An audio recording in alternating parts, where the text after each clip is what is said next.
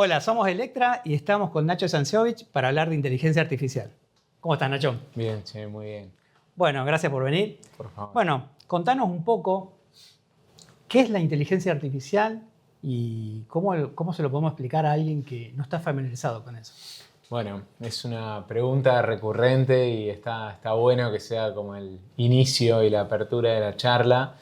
Por ahí, para definirlo claramente, inteligencia artificial es dotar de cierto comportamiento, generalmente atribuido a los humanos, a los seres humanos, a cosas que de por sí no tienen ese comportamiento. Ejemplo, una computadora, un software, un hardware. Entonces, lo que logramos a través de la inteligencia artificial es dar la capacidad de, entre comillas, razonar, pensar, aprender y tomar decisiones en base a eso. ¿Qué ejemplos tenemos en relación a esto? Bueno, muchísimos que generalmente usamos y no nos damos cuenta que estamos usando inteligencia artificial. Cuando buscamos en algún buscador en una computadora, estamos usando por detrás inteligencia artificial. Cuando desbloqueamos nuestro celular y el reconocimiento facial se activa, estamos utilizando inteligencia artificial. Cuando le preguntamos a algún asistente virtual alguna consulta, alguna pregunta, estamos usando inteligencia artificial. Entonces, muchas veces, sin darnos cuenta que somos principales usuarios de la inteligencia artificial, y termina siendo mucho más fácil que el uso de cualquier otra tendencia tecnológica que tenemos dando vuelta en el mundo, porque bueno, han sucedido cosas que han abierto el uso a la inteligencia artificial, que lo han simplificado, lo han facilitado de tal manera que hoy ya chateando o escribiendo preguntas en un idioma muy propio nuestro podemos interactuar con una inteligencia artificial, el caso de ChatGPT y tantos otros que hoy estaremos dando vuelta como asistentes conversacionales, nos permiten esto, nos permiten primero darle un montón de conocimiento a través de datos, esos datos son procesados a través de grandes ordenadores que tienen la capacidad primero de procesar y después a través de los algoritmos de aprendizaje dotarlo de, entre comillas, como decíamos antes, razonamiento. Claro. Y con ese razonamiento poder concluir una respuesta en función de una pregunta que llega de diferentes maneras. No todos ante lo mismo la preguntamos de la misma forma, de la misma manera, con las mismas palabras, con la misma intencionalidad, y justamente lo que logra la inteligencia artificial, en este caso conversacional, es eso, interpretar preguntas de algo de diferentes maneras. Bien, y esto que ahora la inteligencia artificial es mucho más accesible, ¿qué recomendás, digamos, yo te hablo desde nuestro punto de vista, desde la empresa, pero para el ámbito, para cualquier ámbito, personal, profesional, ¿qué recomendás hoy o qué ves vos para que las empresas empiecen a adoptar esto? Porque hoy la inteligencia artificial existe desde hace tiempo, pero hoy está más accesible, como vos decías. Pero no sé si las empresas lo tienen incorporado o las personas lo tienen totalmente incorporado. Como vos decías, no sé qué tan conscientes son en el uso de la inteligencia artificial. Bueno, lo primero es no dejarse vencer por el miedo. Ese sería el primer consejo. Después, tratar de probar desde cosas que son simples y que tienen un uso prácticamente plug and play, donde no hay que aprender demasiado para empezar a usar. Tratar de no dejarse llevar por esto de quiero entender todo para poder usarlo, que muchas veces esto sucede con las tendencias tecnológicas súper modernas que vienen a cambiar y revolucionar todo lo que nos pasa a nuestro alrededor. Pasa un poco esto, queremos entender cómo funciona al detalle. Pasó antes con blockchain, donde tratábamos de entender todo ese comportamiento que había en una tecnología bastante compleja y muy específica. Lo mismo sucedía luego con la implementación en concreto de blockchain de criptomonedas y Bitcoin. Mucha gente moviéndose hacia allí y muchas otras no, porque no entendían en profundidad cómo funcionaba. Bueno, entonces yo con esto no quiero decir no tratemos de entender cómo funciona. Lo que digo es, por ahí conviene acercarse, aproximarse usando muchas de estas herramientas simples y después sí tratar de investigar, aprender y tratar de encontrar esos conocimientos por detrás que tiene esa tecnología. Claro. Eso sería lo primero. Después, lo segundo a tener en cuenta tiene que ver con que es un asistente, un un colaborador, el concepto de copiloto que muchas veces hemos escuchado y que se viene instalando principalmente en actividades donde nos podemos apoyar en un otro, en este caso ese otro empieza a tomar un rol de inteligencia artificial que nos va colaborando ante determinadas actividades que vamos haciendo. En programación, hoy muchos programadores utilizan un copiloto para programar porque le piden determinadas secuencias de código algorítmicas y el programa les devuelve esa secuencia de código y luego lo vamos probando. Lo mismo para elaboración de ciertos contenidos, que nos apoyamos en un asistente programático como para que nos devuelva ese tipo de estamentos o de contenidos o de producciones que se van generando. Siempre tratando de conservar un espíritu crítico sobre lo que vamos obteniendo como resultado. Porque muchas veces el copiar-pegar no trae buenos resultados, diría que prácticamente nunca, si no sabemos lo que estamos copiando y pegando. Entonces sí está bueno usarlo, sí está bueno tratar de aproximarse a un entendimiento, también está bueno cuestionarlo. Exacto, sí. Tener un espíritu de cuestionar, de tratar de, en algunos casos, quizá pensar que el resultado primario que nos está devolviendo no es exactamente el que estamos buscando. Entonces, reformular las preguntas, esto de los famosos prompts, y empezar a escribir de determinada manera o de distinta manera para obtener un resultado mejor, es muy positivo. Y eso se aprende con el uso. Entonces, creo yo que la principal recomendación es esa. No tener miedo a probar estas nuevas herramientas que hoy tenemos disponibles. Aprovechar, porque realmente tienen una potencia muy buena. Sí. Y luego ir testeando, iterando y tratando de aproximarse al conocimiento a través de ese uso. Y al momento de generar los prompts, ¿tenés algunas recomendaciones? Porque dependiendo cómo le explique lo que buscas, hay diferentes tipos de respuestas. Sí. ¿Qué sugerís vos al momento de escribir un prompt o antes de generar o de recibir una respuesta, cómo escribirle para tener una mejor respuesta? Bueno, hay algunos tips, si se quiere, en cuanto a cómo preguntar. Primero, tenemos que entender que cuando nosotros estamos preguntándole a una inteligencia artificial conversacional, lo que tenemos que hacer es contextualizarla. Entonces, tenemos que darle un entorno, un marco en el cual le estamos preguntando sobre lo que le estamos preguntando. Entonces, lo primero sería tratar de darle un contexto, unas reglas del juego, digamos. Desde acá es donde estamos preguntando y empezando a entendernos y a conversar. Como cuando dialogamos entre dos personas y tratamos de encontrar un marco de diálogo entre el cual estamos intercambiando las palabras. Bueno, lo mismo tenemos que tratar de lograr en esa primera cuestión de escritura del prompt. Lo segundo muchas veces es pedirle que se ubique en un determinado rol. Entonces, a veces es bueno pedirle que la respuesta sea como la que nos daría un especialista en determinada materia. Claro. Entonces, en esos casos, los términos, la bibliografía que va a buscar, el contenido que nos va a traer, tienen que ver con ese tipo de rol que va a tomar la inteligencia artificial. Entonces, no es lo mismo que vos le preguntes a la inteligencia artificial, explícame cómo se alimenta un caballo cuando yo voy a una granja y no conozco demasiado sobre animales, a que se lo pregunte y que me conteste un nutricionista para caballos. Claro. Entonces, en ese caso, está bueno esto de contextualizar y pedir los roles. Después, está bueno que los prompts sean iterativos, es decir, que nosotros podamos primero hacer una primera pregunta, recibir una respuesta, sobre esa respuesta repreguntar, quizá especificar en algo, quizá tratar de tomar algo de lo que nos dice y decir que nos genere una nueva versión de esa respuesta. Entonces, no quedarnos con la primera devolución es importante también.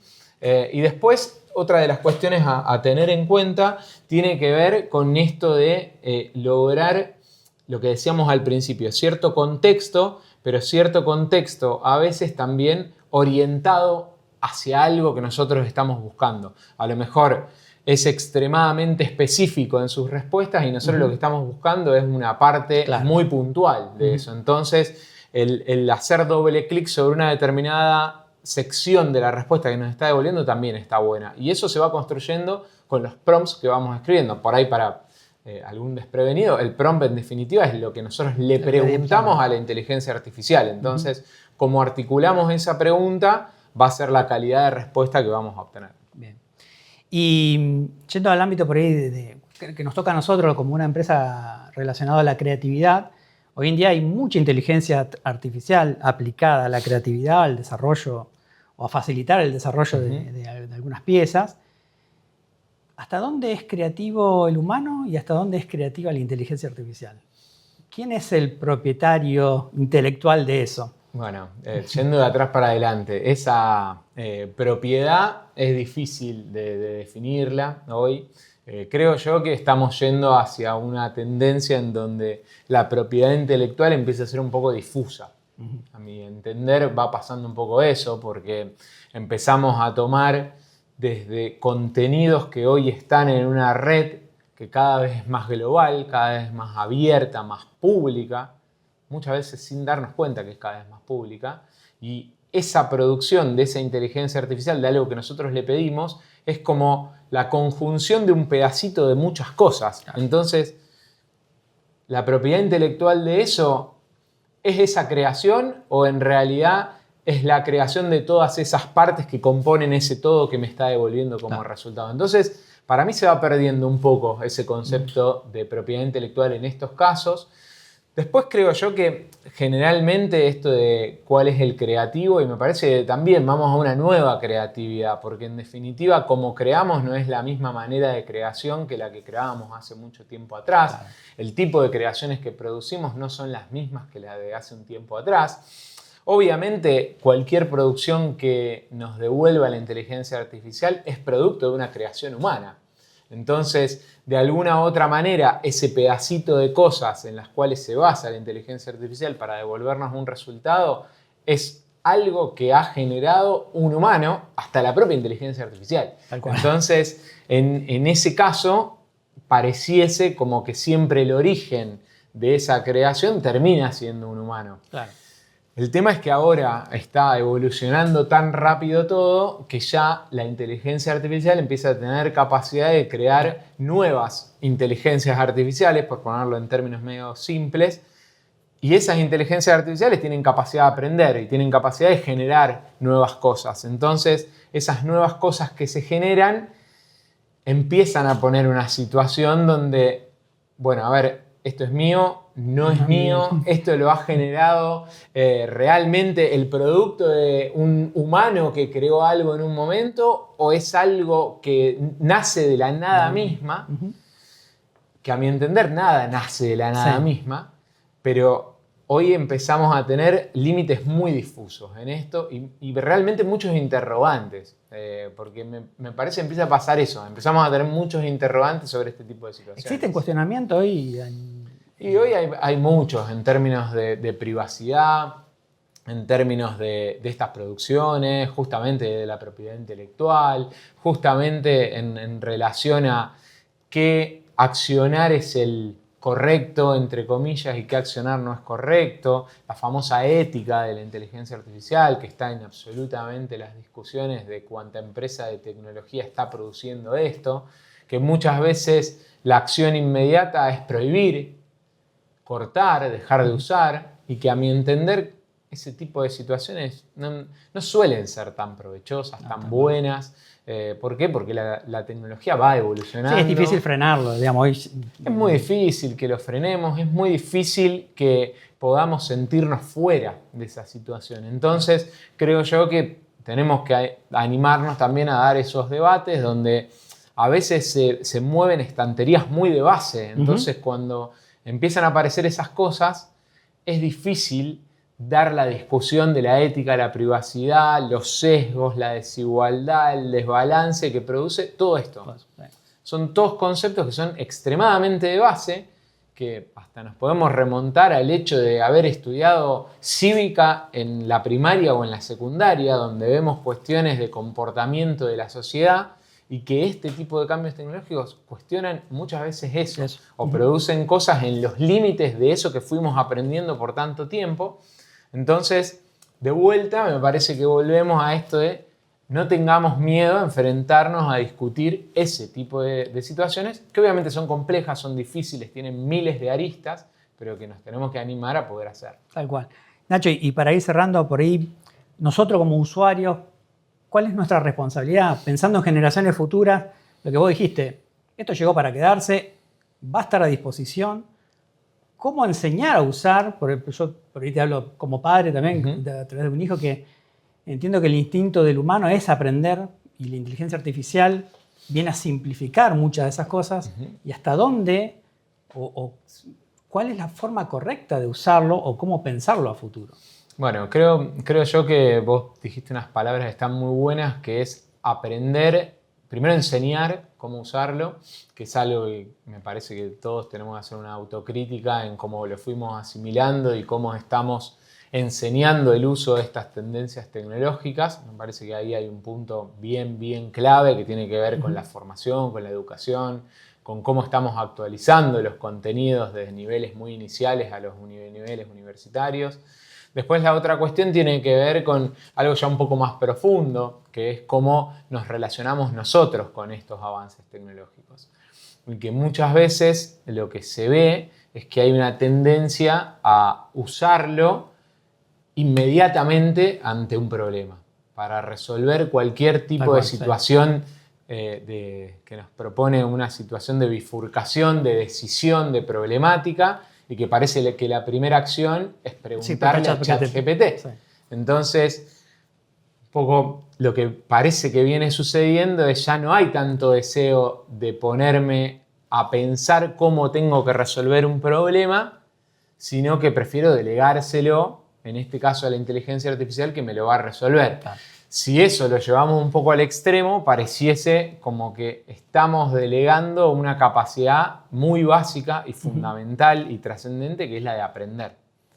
Entonces, si nosotros sistemáticamente delegamos querer aprender, va a pasar un momento donde, bueno, nos quedamos un poco vacíos. ¿Por qué? Porque no estamos adquiriendo contenido, porque ese contenido lo está asimilando una inteligencia artificial que se está haciendo cada vez más fuerte, más inteligente, con más músculo, con más capacidad de aprender. Tiene más información. Con más información, con más capacidad de procesar esa información. Claro. Entonces, parece que perdemos esto básico y que es, a mi entender, fundamental, el deseo de aprender.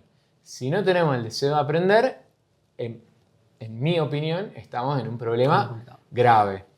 Porque si un joven no tiene la capacidad de querer aprender, ese joven es completamente dependiente de algo. Y si es dependiente de algo, y en este caso es algo de una inteligencia artificial, esa, si se quiere, cuestión de ciencia ficción, de ser un esclavo de la inteligencia artificial, pareciese ser real. Sí. Que estamos yendo un camino en esa línea, donde obviamente no tiene que ver con una guerra entre robots y humanos, sino en una dependencia absoluta para resolver problemáticas.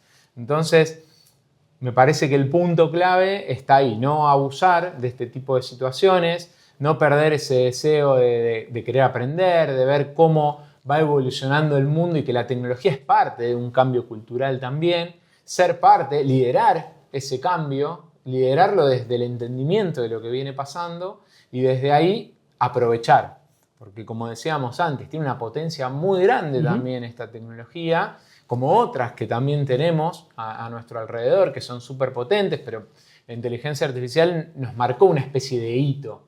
Mucha gente empezó a usarla y esa gente no es tecnóloga, no viene del palo tecnológico. Entonces generó un hito grande, como lo hizo Internet en su momento, como lo hizo otras tecnologías, donde parece que marcó un antes y un después. Entonces lo tenemos que abordar con esa seriedad del aprendizaje como bandera. Nuestro aprendizaje como bandera, no querer renunciar a eso, me parece que es clave y es fundamental. Bueno, Nacho, gracias por venir, gracias por la charla del otro día. No, bueno, es para charlar mucho más, pero bueno, muy agradecido. Bueno, che, muchísimas gracias.